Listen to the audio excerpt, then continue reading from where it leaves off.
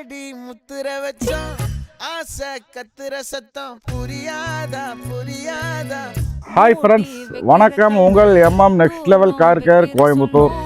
இந்த செல்லாக்குட்டி டாடா இண்டிகோ ரொம்ப ஓல்டு வண்டி. இவங்க கடலூர் மாவட்டம் நெய்வேலியிலேருந்து வந்திருக்கிறாங்க. உங்கள் MM next level car care ஹாஸ்பிட்டலில் அட்மிட் பண்ணியிருக்கிறாங்க.